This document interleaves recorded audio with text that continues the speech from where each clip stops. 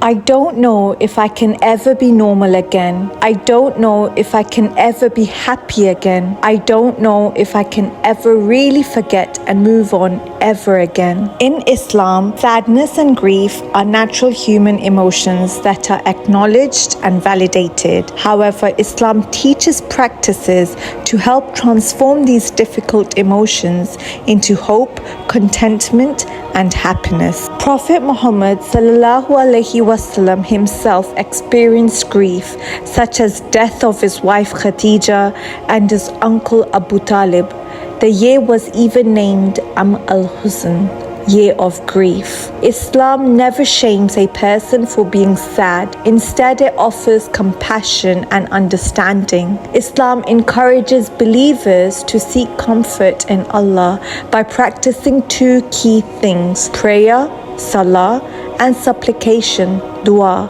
These are powerful ways to connect with Allah during distress. The Prophet ﷺ would turn to prayer whenever something troubled him.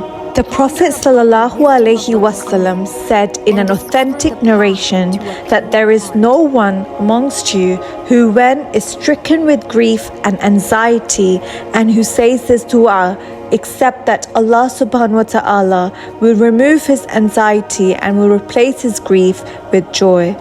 So this powerful dua is Allahumma inni abduk binu abdik binu amatik nasiyati biyadik madin fiya hukmuk adlun fiya kada'uk as'aluka bikul ismin huwalak sammayta bihi nafsak أو أنزلته في كتابك أو علمته أحدا من خلقك أو استأثرت به في علم الغيب عندك أن تجعل القرآن ربيع قلبي ونور صدري وجلاء حزني وذهاب همي.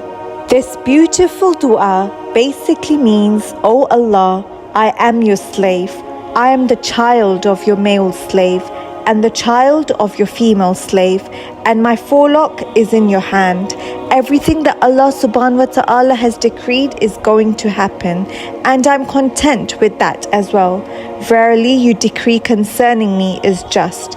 I ask you by every name that you have named yourself with, the ones that you have revealed in your book, the ones that you taught to any one of your creation, or the ones that are completely kept to your knowledge in the unseen.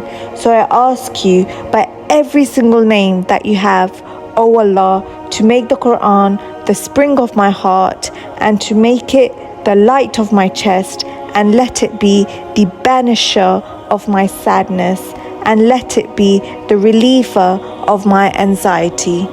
What does this mean?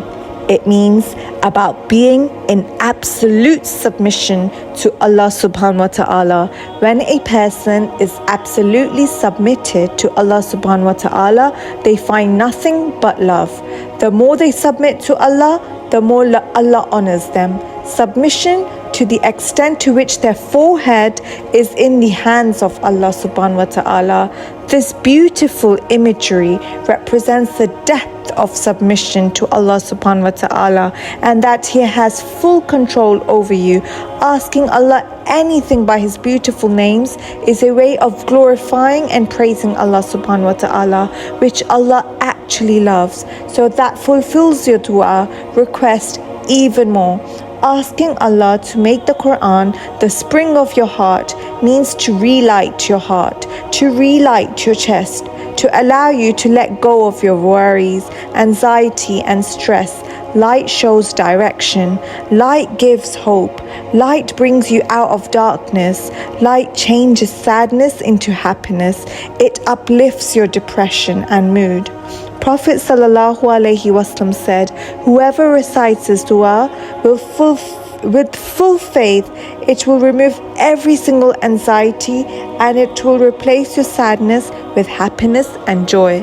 Islam teaches us that everything happens by Allah's will and wisdom.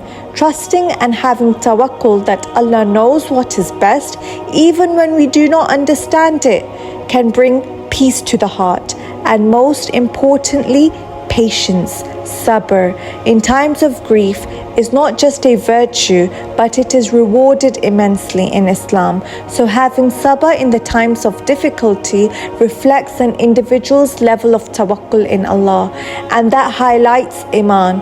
Whoever has iman in Allah subhanahu wa ta'ala after facing difficulty, Allah subhanahu wa ta'ala will replace the trial into goodness that is beyond your imagination. This will bring peace and contentment to your heart, leading to happiness and gratitude, shukr. Verily, in the remembrance of Allah do hearts find rest.